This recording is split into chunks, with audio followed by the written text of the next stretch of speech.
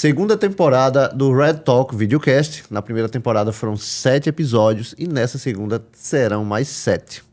Abrindo a segunda temporada, falaremos sobre formação médica. E para comentar, para que a gente tenha uma conversa agradável sobre esse tema, eu trouxe 3 convidados. Um estudante de medicina, que vai se apresentar daqui a pouco. Outro, um neurocirurgião, que já está no mercado há mais de 10 anos. E a outra pessoa, que é minha amiga, que é médica residente de clínica médica, que também vai se apresentar daqui a pouco. Gostaria que Henrique se apresentasse, por favor, Henrique, para a gente começar Tudo nosso bate-papo. Tudo ótimo. Seja um bem-vindo. Prazer estar aqui, muito obrigado pelo convite. Prazer é todo meu. Como o Frank já falou, meu nome é Henrique, eu sou estudante do 6º período de Medicina na AFIA, Ciências Médicas. Sou casado, tenho 2 filhas. Sou fundador da Liga Acadêmica de Cardio-Intensivismo da Paraíba. Bom saber, não sabia. Sou secretário atualmente. É um prazer estar aqui, vai ser muito proveitoso, eu acredito. Você está em qual período, Henrique? Estou no 6º período. 6º período de Medicina, numa universidade em João Pessoa, Paraíba. Isso, exatamente. Bacana, que é na FCM, Faculdade de Ciências Médicas. Isso, é em Cabedelo. Bom. Minha querida amiga Ana Beatriz. Obrigada pelo convite. Estou aqui para representar também os sofredores persistentes da residência.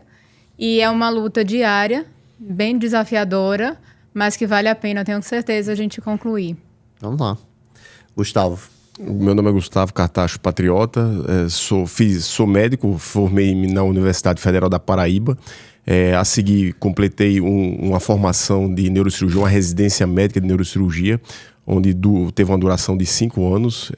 Após essa minha formação em São Paulo, no Hospital Servidor Público Estadual, ingressei na vida acadêmica no mestrado.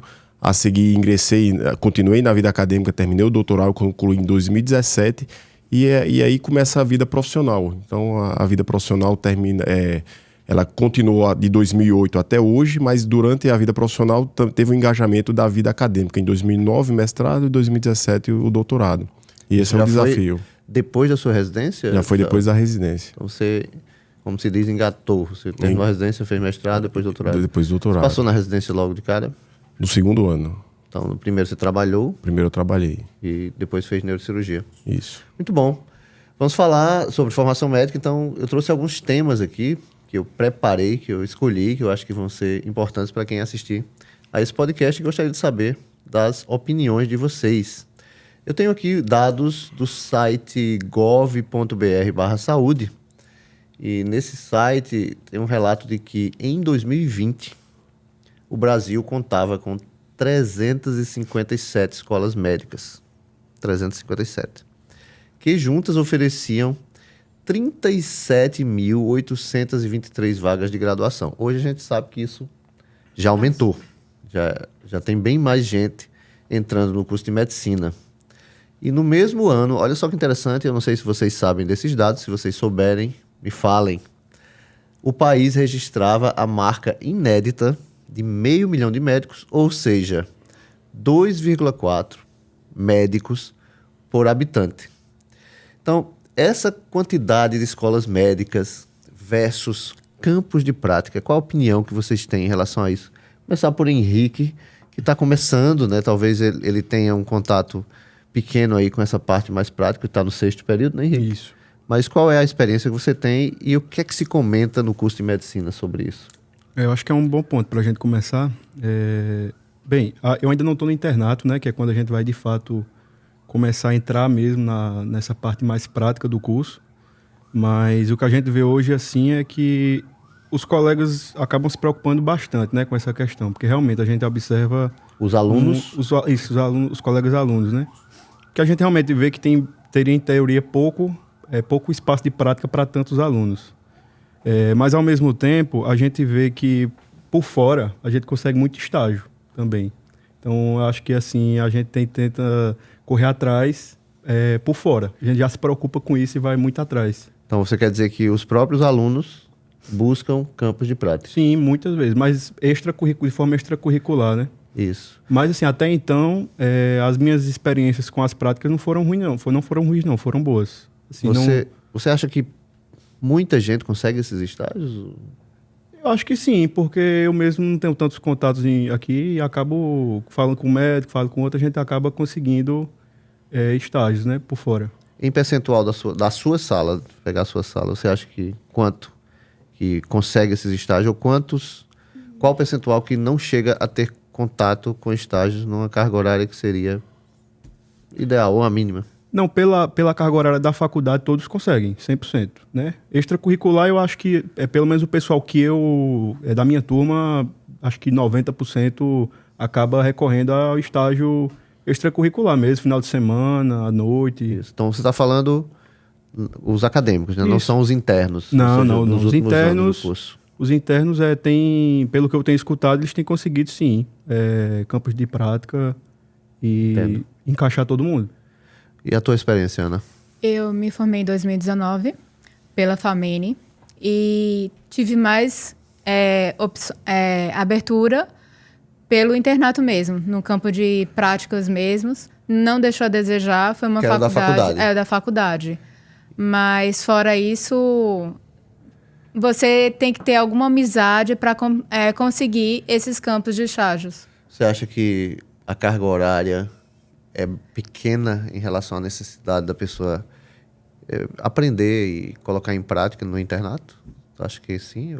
Eu acho que não. Você vai Eu falar, acho óbvio, que, sua experiência, né? Eu acho que não. Já supre, o aluno já fica bem sem tempo, porque também está focado em passar numa residência. Então, termina que ele só quer concluir o curso para depois, na residência, começar os estágios. Parece-me que o dado de quem passa na residência hoje está em média em 30% dos médicos que vão fazer prova. Né? Não tem residência para todo mundo. Não, aí Já não você tinha. tem que estudar muito, fazer os cursinhos que são oferecidos, tem Medcel, Medcurso, para conseguir passar, porque senão é mais um ano perdido estudando. Entendo. Gustavo, na nossa época, né? Somos de épocas semelhantes. Como era o panorama? Você lembra? Em relação à prova de residência. E, aliás, em horas de internato, preparo, né? Campos de prática e, a partir disso, depois residência médica. O campo de prática, eu acho que assim, ele nunca consegue ser adequado para o tanto de aluno que tem. Sempre é uma grande briga de você entrar nos hospitais e ter acesso. Por exemplo, teve uma época que eu queria fazer estágio de cirurgia e não tinha estágio de cirurgia. Tem estágio de clínica, tem estágio de obstetrícia. E meu pai falou, filho, você só faça o que você tem interesse em fazer. Não adianta você estar fazendo clínica se você não vai fazer clínica. E daí eu insisti no estágio de cirurgia e consegui o estágio de cirurgia, mas não foi fácil. Extracurricular. Extracurricular. Porque a gente tem a carga horária que deve ser cumprida, mesmo não gostando. Por exemplo, eu não gostava dos rodízios de pediatria, mas eu tinha que cumprir. Né? E eu ia para os extracurriculares, sexta-noite, sábado à noite, que pouca gente queria. Na minha percepção, não sei se era o seu caso, nem todo mundo ia para esses estágios. As pessoas saíam meio que sem saber muito do que deveria saber no final do curso. Eu não sei se é a tua experiência. Sim, e um estágio extracurricular, nós temos um problema. A pessoa que nos está ensinando, ensina, mas ele não tem a obrigação de ensinar. Então, vai muito da empatia e não tem um cronograma de aprendizado, de ensinar habilidades, diferente de algo programado, já predeterminado por uma faculdade. Então, é diferente, né? E às vezes o cara não sabe ensinar. Que é uma das críticas que eu faço para hoje, por exemplo, você encaminhar simplesmente os estudantes para os campos de prática e hoje vai rodar com o doutor fulano de tal. Rodízio hoje é com ele. E a pessoa às vezes não sabe ensinar. Não sei se você concorda com isso, Henrique. Que Sim, nem todo mundo sabe ensinar, né? Às vezes a pessoa tá ali, pede para você tocar serviço. Exatamente. Muita tocação de serviço na residência, Ana? Não. Veio vai dizer que tem mais 2 anos pela frente, né? Não tem tocação na residência? E aí, Gustavo, tem ou não tem? Tem, sempre tem. Então, veja só, tem uma frase que eu separei aqui. Na verdade, 2 perguntas que podem ser resumidas em uma só. E aí, gostaria que todos vocês respondessem. E depois tem uma outra frase no final. Uma pergunta também. Quantas vezes, Henrique, você pensou em desistir do curso? Nenhuma. Nenhuma. Nunca pensou. Jamais. Nem pensou que nunca deveria ter entrado. Tipo, eu já entrei, mas agora vou terminar. Não. Até pensou? agora eu realmente tenho gostado bastante do curso. E me identifiquei mesmo. Entendo. Porque Henrique já fez outros cursos, né, Henrique? Isso, eu já comecei. Eu fiz outras 2 graduações antes, não concluí nenhuma. Realmente não me identifiquei, não via tanta perspectiva também.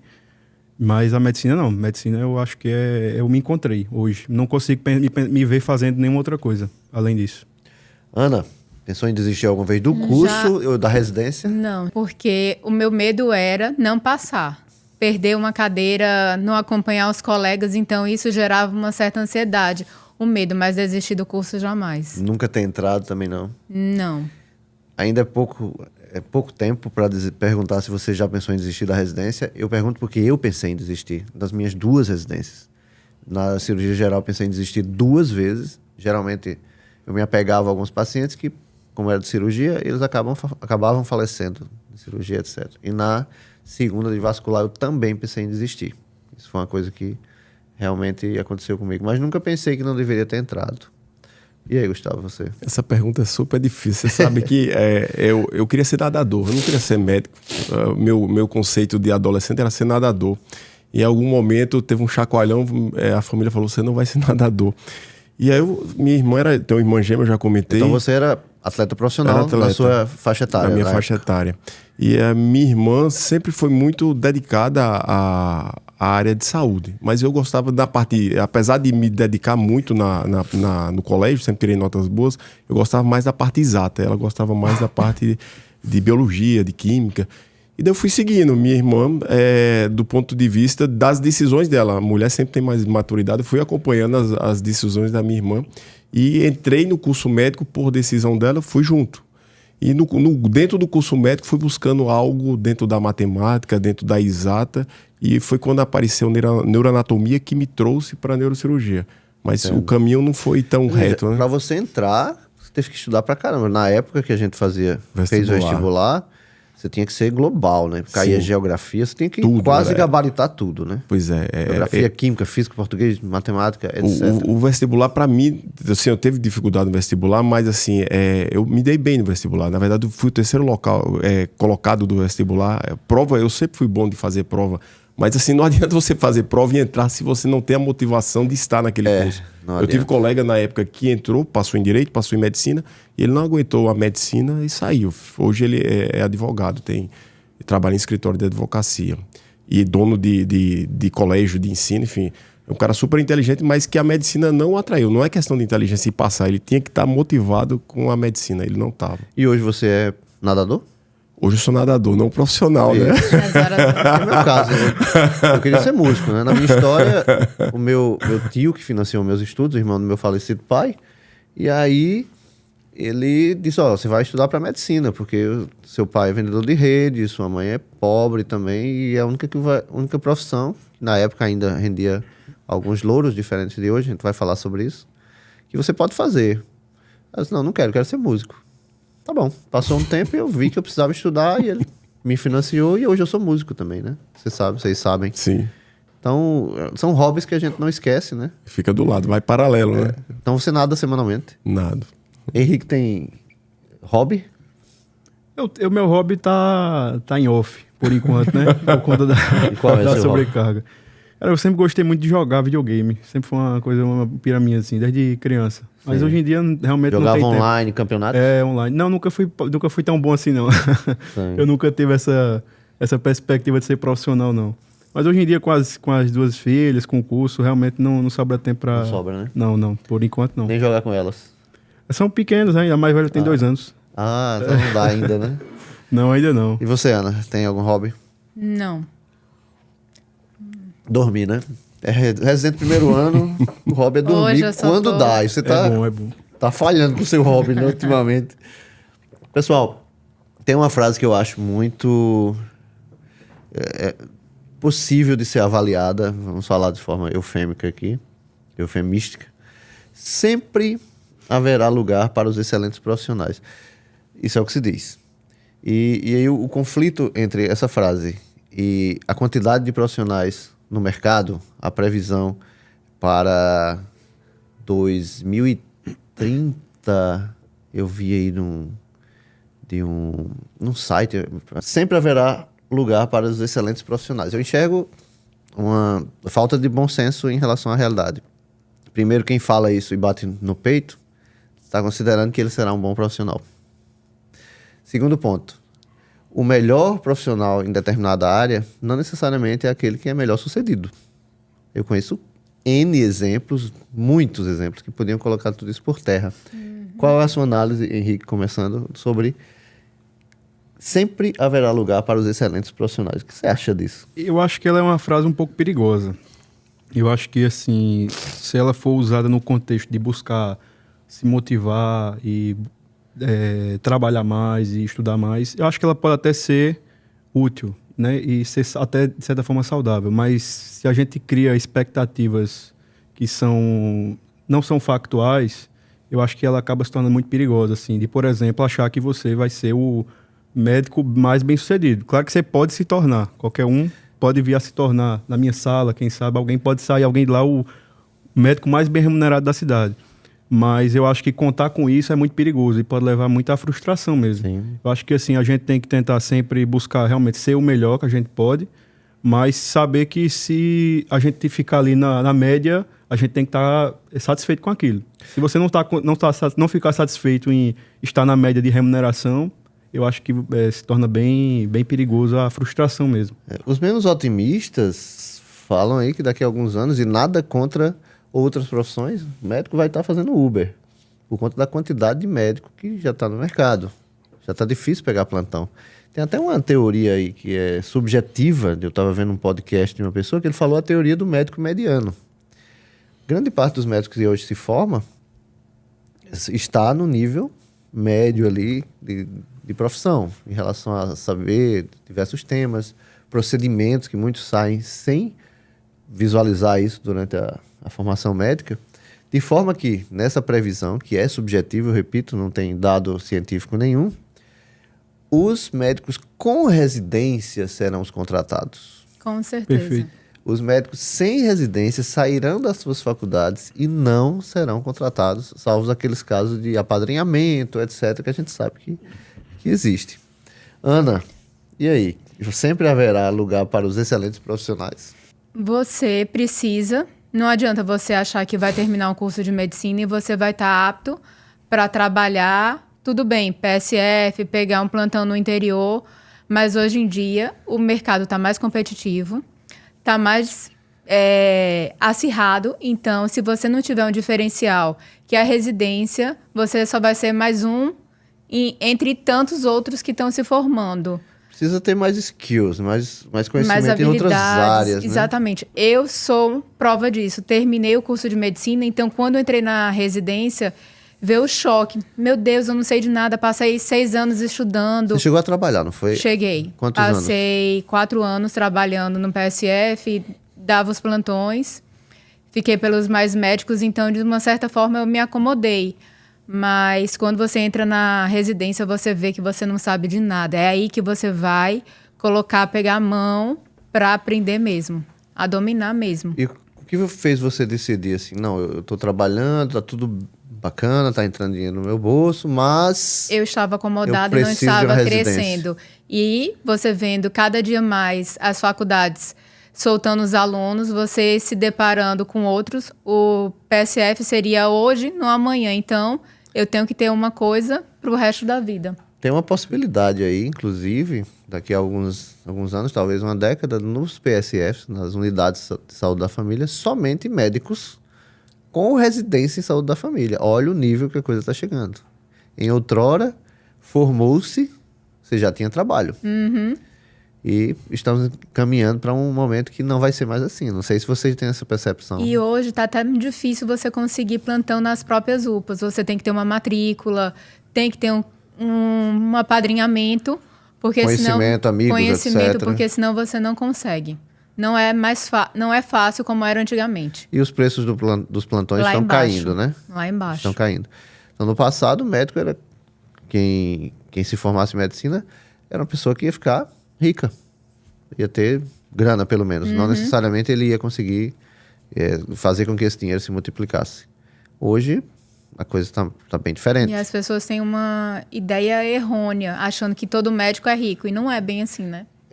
Muita coisa mudou, menos a cabeça de muita gente. Muita. Na verdade. Gustavo, sempre haverá lugar para os excelentes profissionais. Essa frase eu definiria em dois conceitos. Vamos dizer, no ambiente de metrópole, para você entrar num grande hospital, você tem que ter um bom currículo, um currículo diferenciado. Então, por exemplo, hoje, para eu me manter num grande hospital em São Paulo, por exemplo, eu teria que, além de ter terminado uma boa residência, ter uma boa influência com colegas neurocirurgiões, porque você precisa de indicação para entrar nos grandes hospitais. O mestrado, o doutorado, o fellow no exterior, isso dá impacto para você poder trabalhar num hospital de grande porte. Fora isso, você não consegue entrar num hospital de grande porte, nem atender paciente no hospital de grande porte. Isso demanda tempo também, né? Demanda você tempo. Construir esse essa relação aí também. Você não consegue trabalhar em São Paulo, por exemplo. Se formou, você entra para trabalhar tipo no Sírio, no Einstein. Não é assim. Você precisa dessa maturidade acadêmica para você entrar no mercado. Num segundo contexto, numa cidade mediana, vamos dizer, João Pessoa, não precisaria disso tudo. E daí você pode ter esse currículo super, mas você tem que conviver com pessoas com currículo abaixo do seu e você recebe igual. Então você se sente menos privilegiado do ponto de vista financeiro e você é igual a todo mundo, né? Então você tem que piorar para melhorar. Você não pode sofrer por ter um currículo e se achar tão diferente das pessoas, porque aqui o que não está importante não é habilidade técnica, é habilidade não técnica, é comunicação. É melhor, você tem que trabalhar mais em equipe. Então, assim, tem esses dois cenários. Você tem que saber andar meio que no fio para também não se decepcionar tanto nesses extremos, né? Então, eu acho que essa frase pode ser uma verdade em algum momento e pode se tornar uma verdade, inclusive aqui em João Pessoa, com o tempo.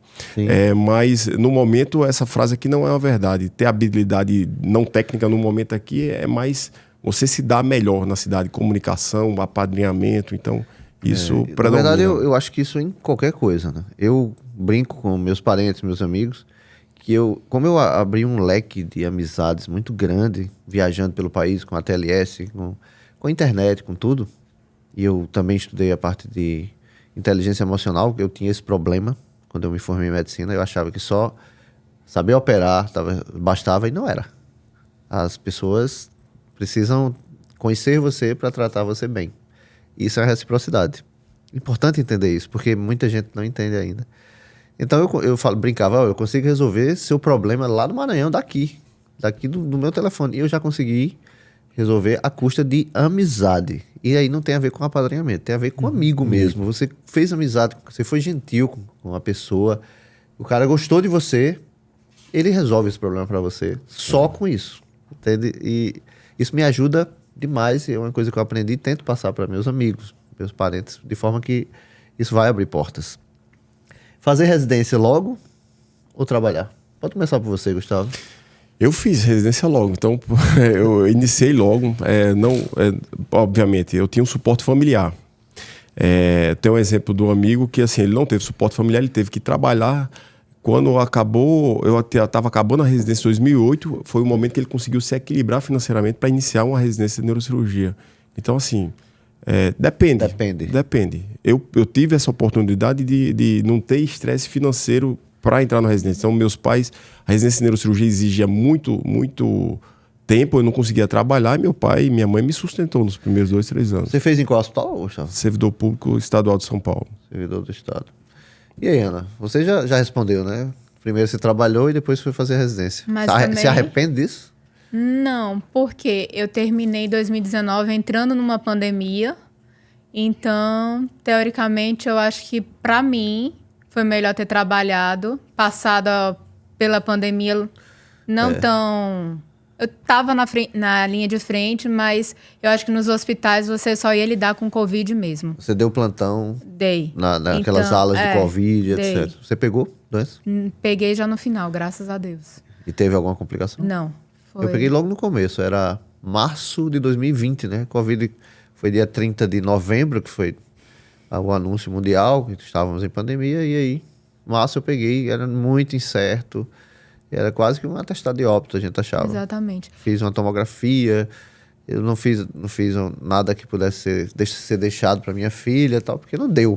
Tava todo mundo parado, mas realmente fiquei meio em pânico na época. E termina que a residência durante a pandemia, os casos só eram Covid, então você não tinha... Eu acho que eu não teria tanta experiência como eu estou tendo hoje. Se Não fosse ia na ver outras pandemia, coisas, né? exatamente, não ia ver. Então valeu, no seu caso, Com certeza. fazer realmente, trabalhar antes de fazer a residência. Fora ter...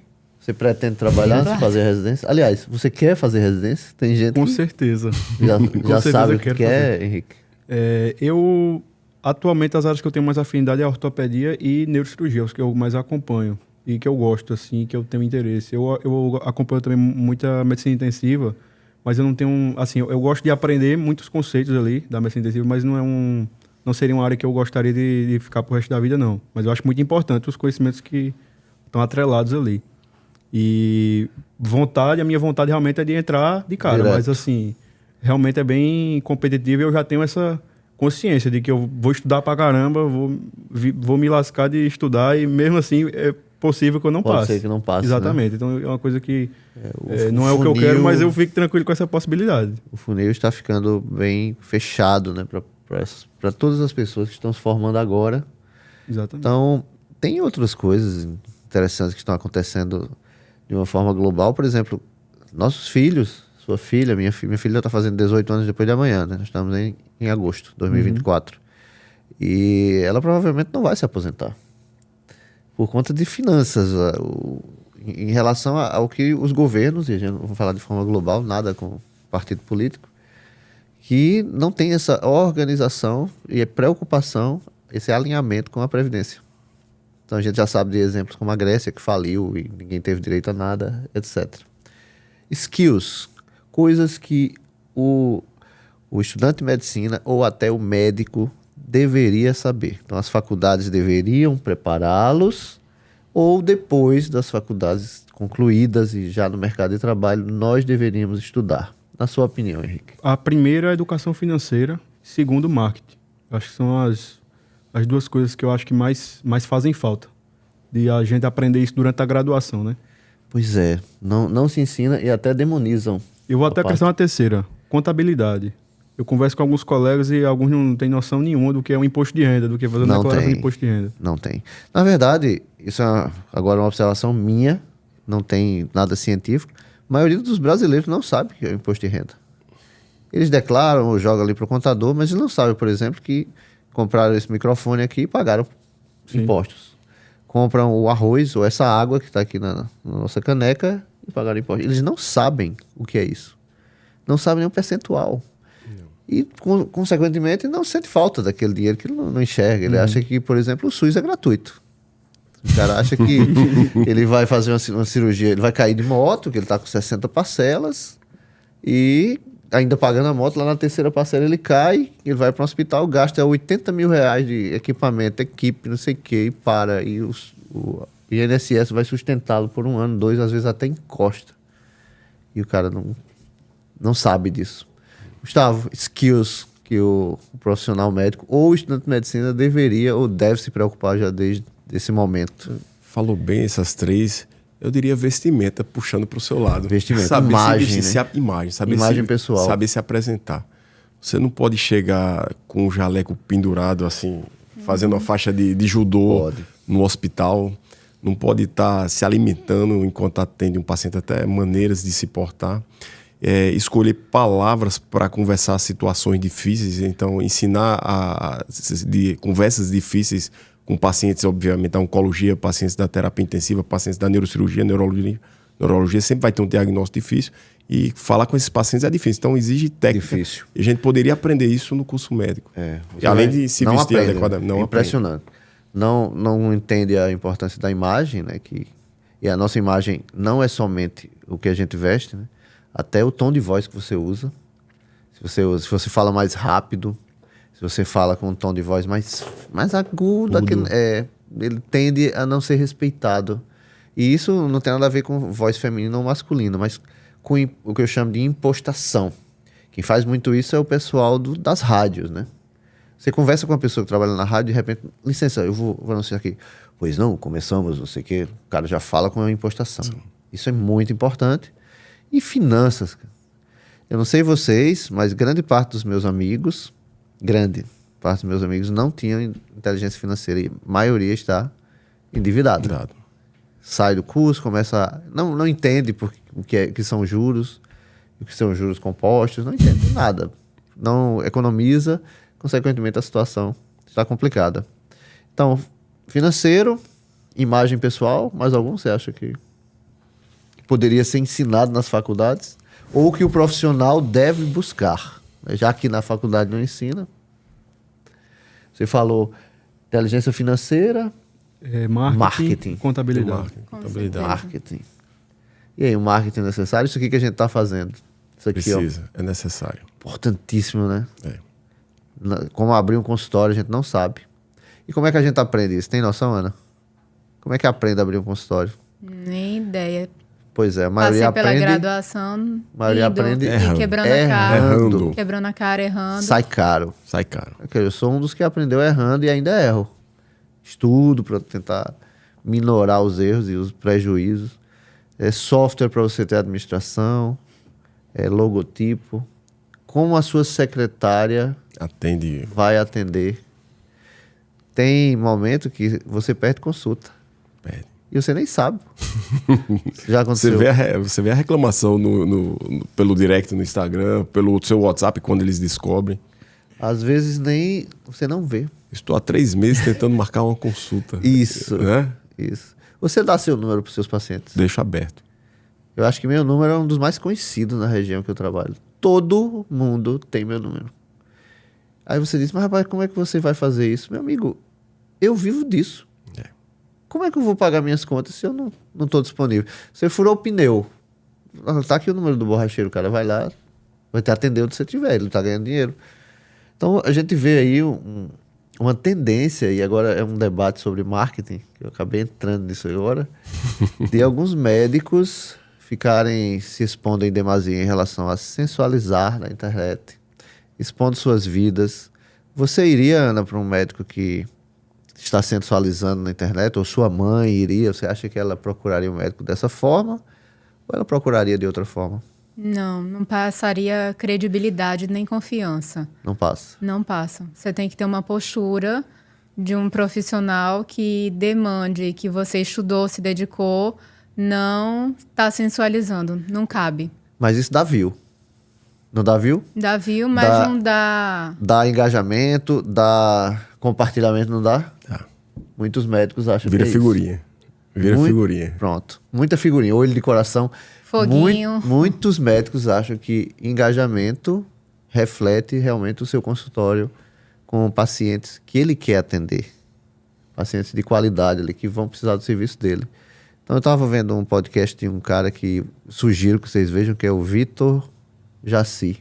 Conhece? É, ele é de Fortaleza. Vitor, não sabia que ele era de Fortaleza. É de Fortaleza. É médico celebridade. Isso. Vitor já está na área há mais de 12 anos, eu acho. Tenho quase certeza disso.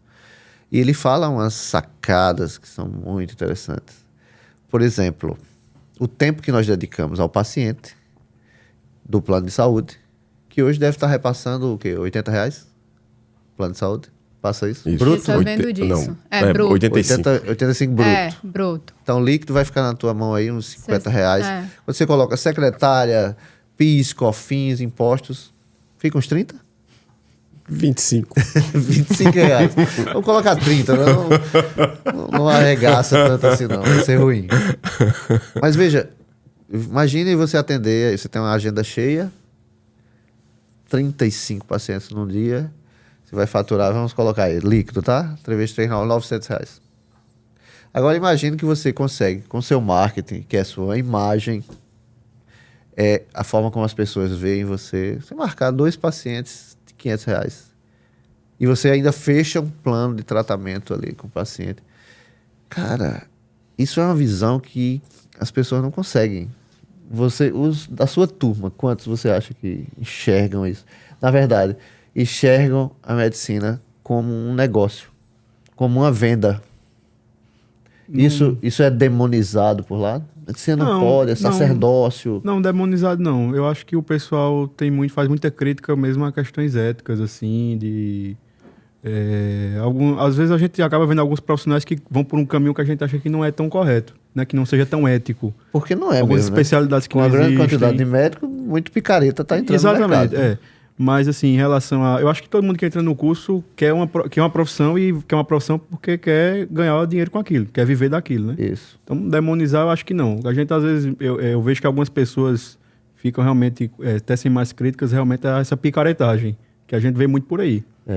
Eu atendi um paciente semana passada que ele foi fazer 2. Era o paciente e sua esposa. Eles pagaram cada um, na verdade ele, a esposa, a mãe dele e a irmã dele. Pagaram R$1.500 por uma biorressonância. É isso aí, você não sabe do que se trata. E a moça falou, né? Aparece a sua imagem lá, seu corpo aparece lá no computador.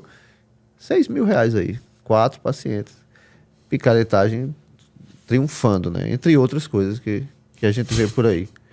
Então, essa parte de marketing aí, Gustavo, o que é que você fala em relação ao que você aprendeu e como você coloca isso em prática?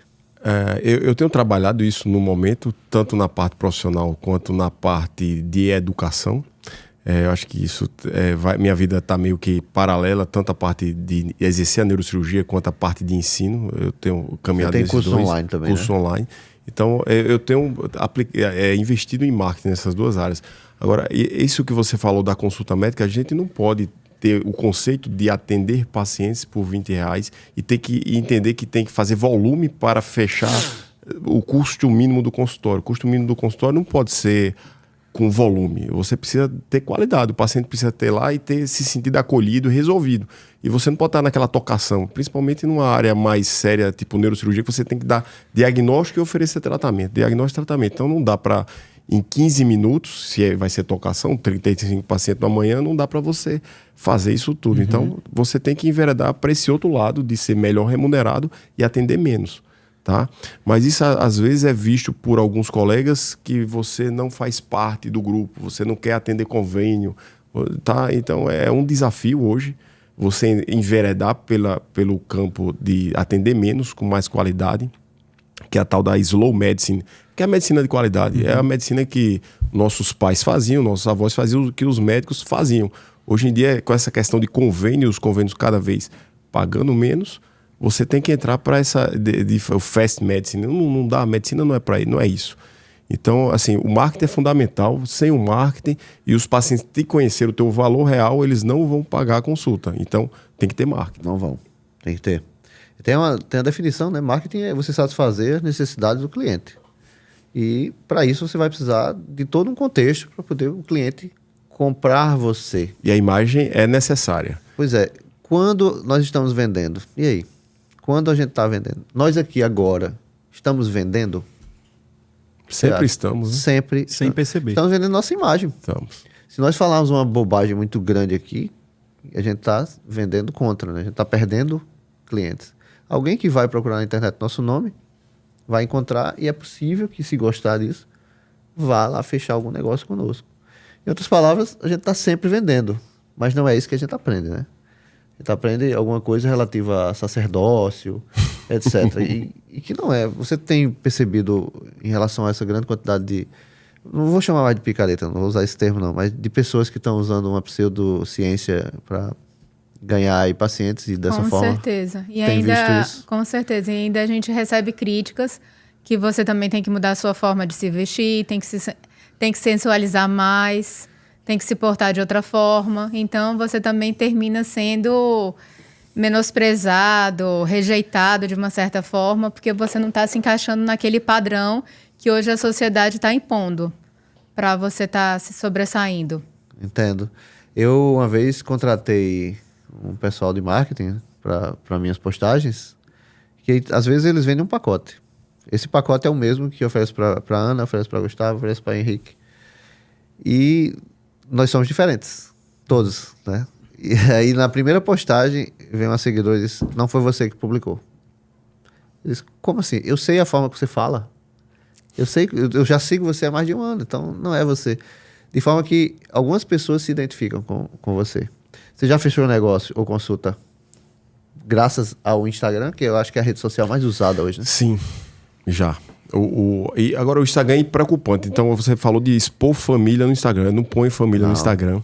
Pode. Porque também não expõe o viagem pessoal. Porque imagina, você chega, tá trabalhando e a pessoa, poxa vida, doutor Gustavo, gostei que você foi a Campos do Jordão, você tava fazendo isso ou aquilo, tava usando tal roupa. Você se sente invadido na sua pessoalidade. Isso é pessoal. Isso cabe aos amigos, ao Zap, grupo de família. Então isso aí eu me restringo bem. Mas lá, assim, o Instagram é necessário você postar coisas que te expõem, que dê prazer às pessoas. Então, hoje eu tenho escolhido temas no Instagram para discutir ao longo da semana e os pacientes buscam. Tenho certeza que os pacientes estão te vendo e eles querem informação no Instagram. Então, é um local de se expor no Instagram. Hoje eu acho que o LinkedIn tem crescido bastante. Eu tenho o LinkedIn também, porque estou usando pouco até. O LinkedIn, ele vai para o Google. Tudo que você escreve no LinkedIn, ele fica disponível no Google como informação de pesquisa. Então, você põe Franklin no Google, ele pega tudo do LinkedIn. E o Instagram não faz isso, sabe? Então, esses conhecimentos básicos aí também de como utilizar a internet, a gente tem que ter. Rede social. Hoje em dia, você tem que ser global de novo. Então, a gente tinha que ser global na época da gente para entrar em medicina. Hoje não é mais necessário. Você entra em medicina, acho que são três assuntos que caem na prova, Ana? Não me lembro.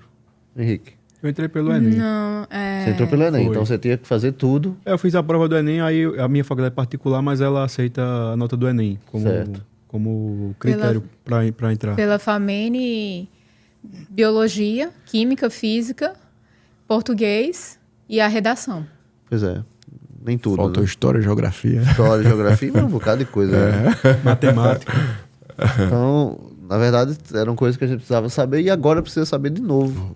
Tem um livro, cara, que chama-se A Modernidade Líquida, né, do... Vou lembrar, Zygmunt Bauman. Que é bem interessante em relação ao mercado de trabalho também. Aquilo que você falou no começo. Antes, uma empresa queria melhorar seu funcionário, ela pagava o curso para ele. Você vai lá, não, a gente vai pagar para você. Você vai melhorar a nossa empresa. E o indivíduo que ia para essa empresa, ele trabalhava a vida toda e ele se aposentava lá. Hoje você dá plantão aqui, no mês que vem você não está mais. Não. E o pessoal quer ser o currículo. Você não tem a TLS, você não tem, não queremos. Você tem que pagar os seus conhecimentos, você tem que pagar para melhorar seu currículo. Não é mais como era. E dessa forma, várias outras coisas, né? Você contrata alguém ali e diz, cara, você atrasou, não quero mais não. Tchau, aí. Também são relações líquidas, né? No dia a dia do trabalho. Eu trouxe aqui uma coisa que a pandemia, que foi muito ruim para todos, isso é importante, nos trouxe. Que eu queria que vocês imaginassem, que não tivesse tido pandemia, quanto tempo levaria para a teleconsulta emplacar. Você imagina, não, lá no Congresso, né, aquele pessoal que fica lá, não, a consulta tem que ser algo que é presencial, tem que ser algo que o médico tem que estar em contato com o paciente, e a gente vê que muitas vezes, mesmo em contato, ele não está, ele está longe. Então, percebe o avanço que houve na telemedicina? Você tem aula de telemedicina? Pior que sim, já tive. Não é sempre, mas... É o melhor, não? É o pior mesmo.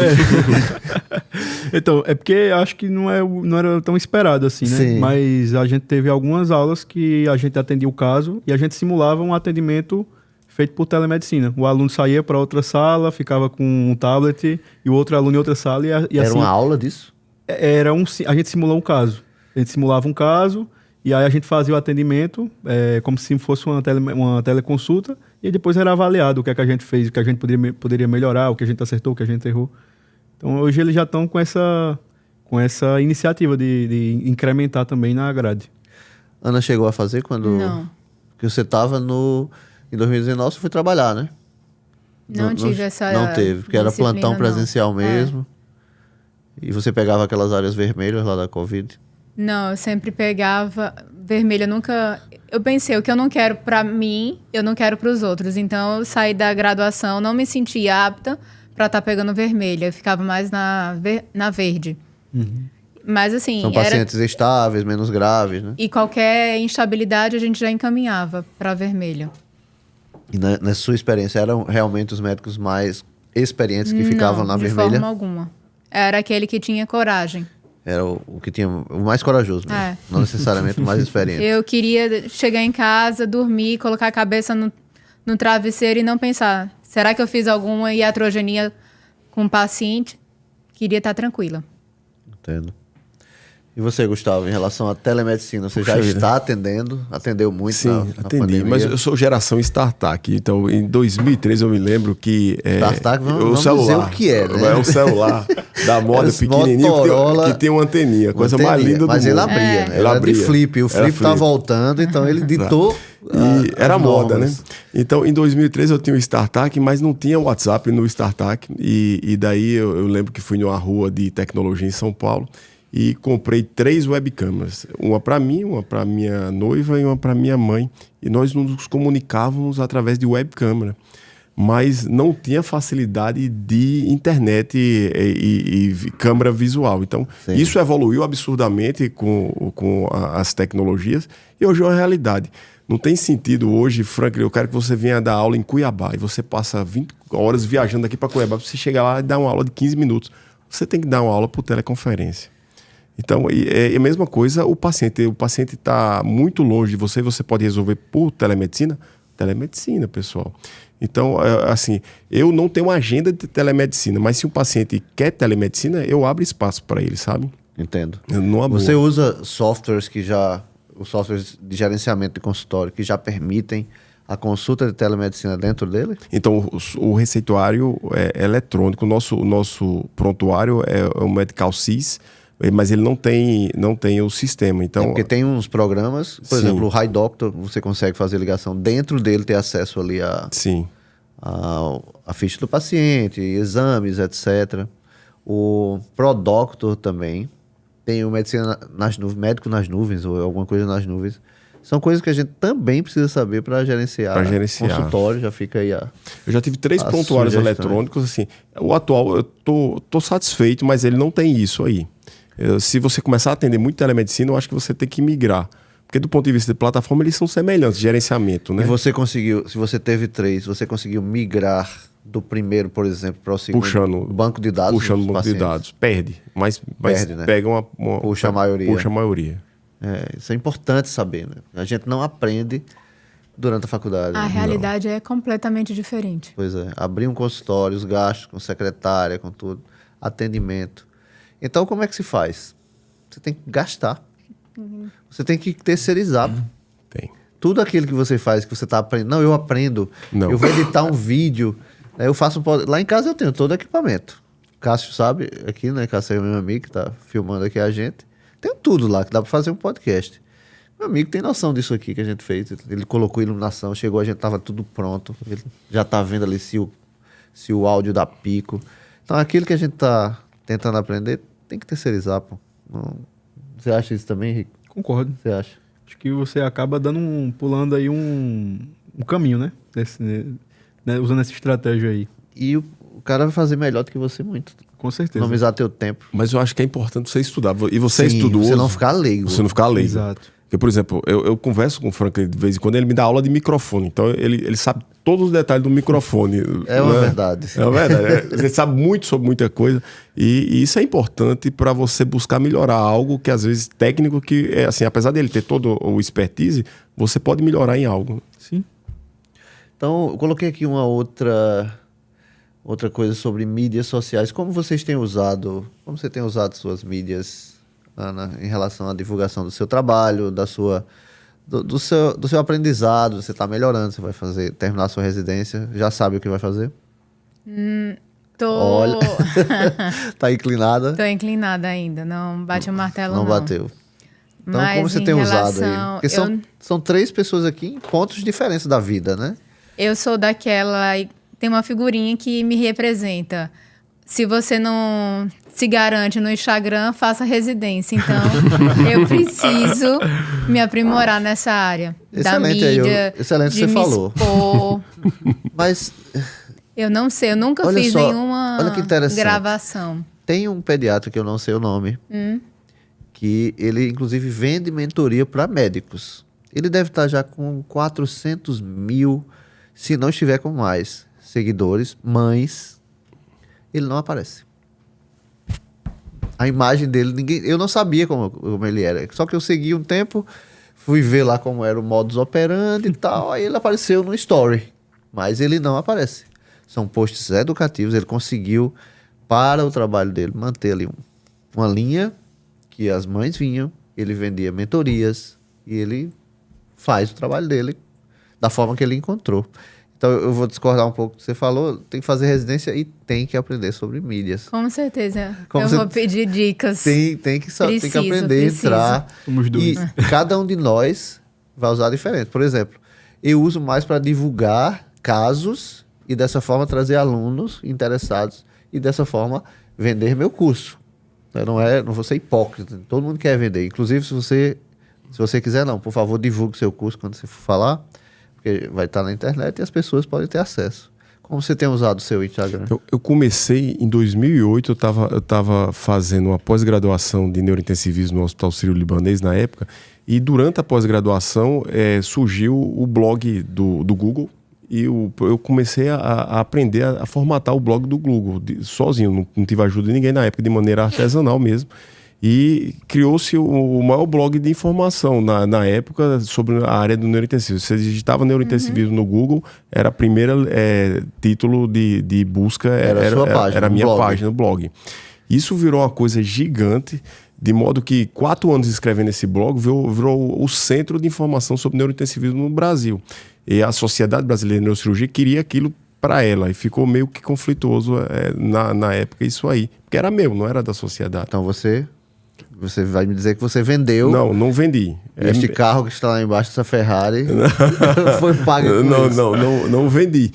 E aí a mídia vai mudando. O blog para de ter a importância, porque o Google começa a vender território. Por exemplo, você quer divulgar uma pós-graduação qualquer, você paga e o Google joga na frente. E a sua vai ficando para trás. Ficou muito paga o comércio do Google.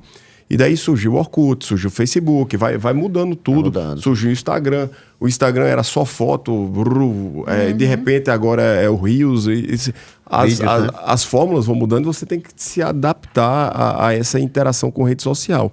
Então, assim, eu acho que rede social você vai entrando e as coisas vão mudando e você vai se adaptando, mas você não pode ficar alheio à rede social. Acho que rede social... Então você teve um blog de Eu comecei sucesso, com um blog, isso. de projeção nacional. Isso. E hoje? Então, Você usa mais o hoje quê? eu evoluí para um curso.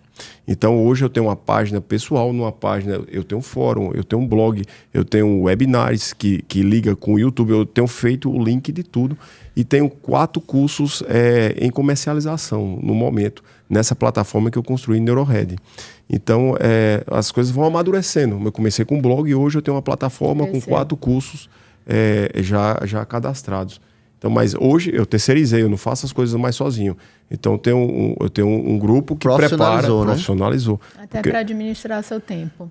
Eu quero dar aula, eu não quero editar aula, colocar aula na internet, ficar buscando os alunos. Isso custa um tempo tremendo, sabe? Eu quero chegar ali e dar aula e tá de boa.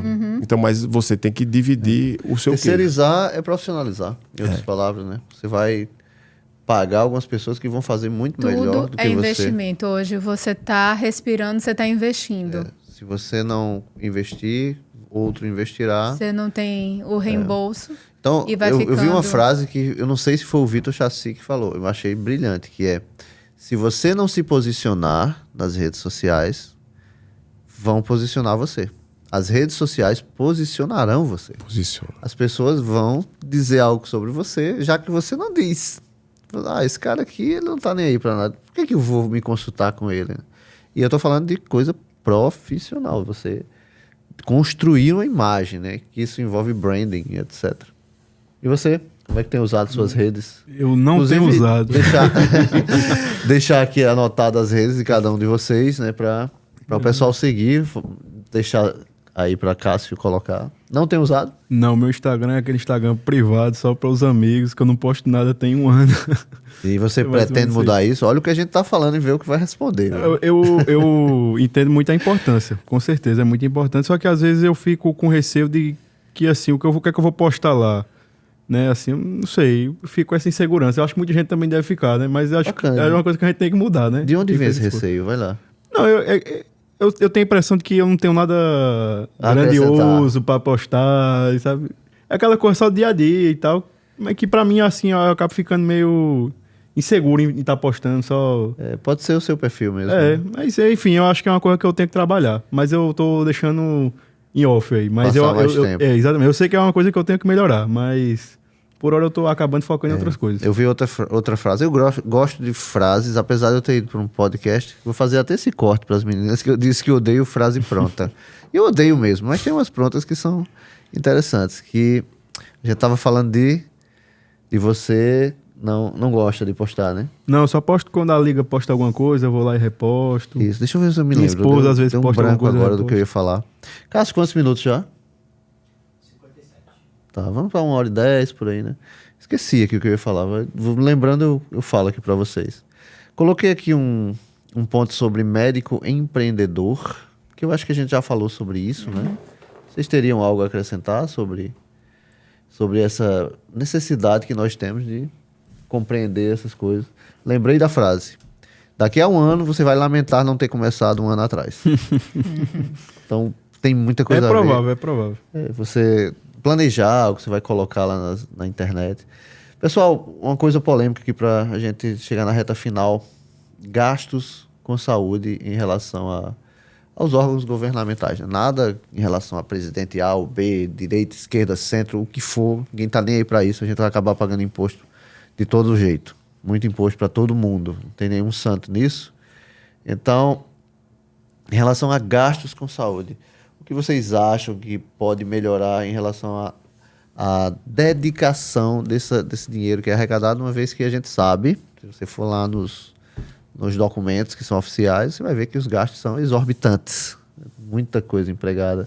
Você está na parte com os alunos lá, o que você vê em relação a isso, aos hospitais que você frequenta e como esse dinheiro é arrecadado e distribuído. Você acha que poderia melhorar? De que forma?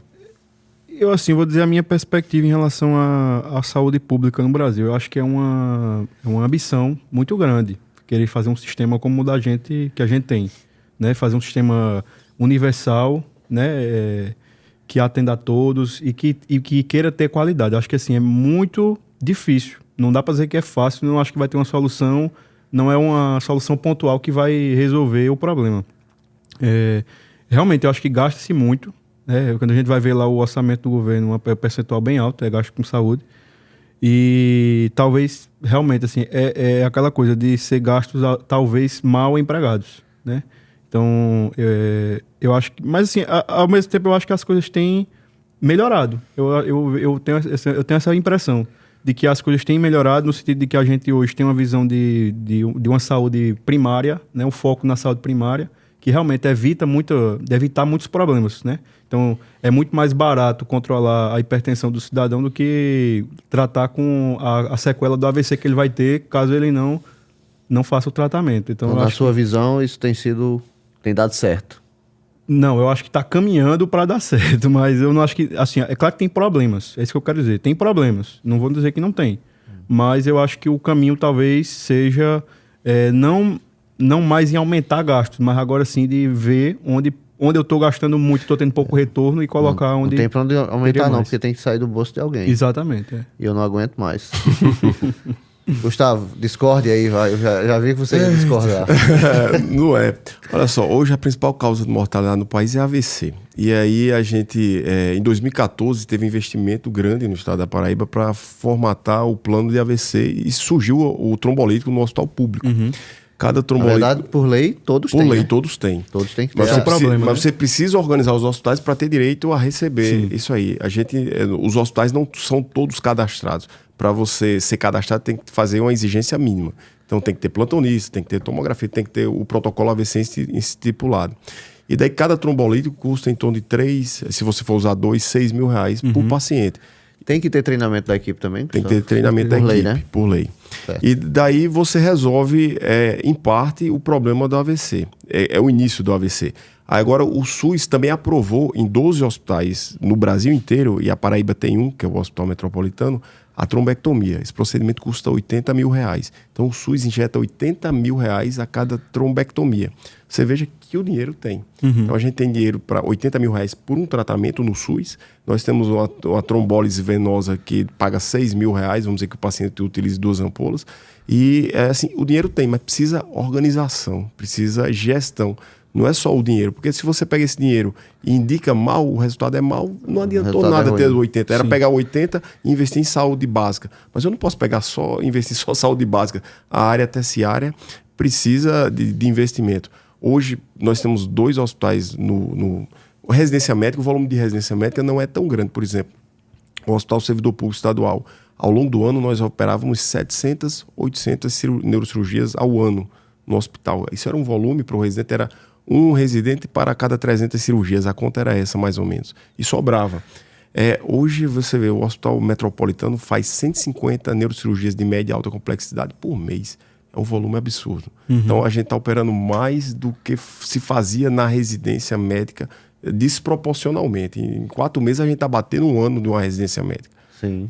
Por isso nós vamos abrir residência médica, sabe? Surge um monte de questionamento e eles ficam, poxa vida, é para ter uma residência médica. Já cabe, né? Já cabe. Mas talvez nós não necessitemos de mais profissionais. Começa aquele problema de ter muito profissional e você começa a baixar a remuneração dos profissionais.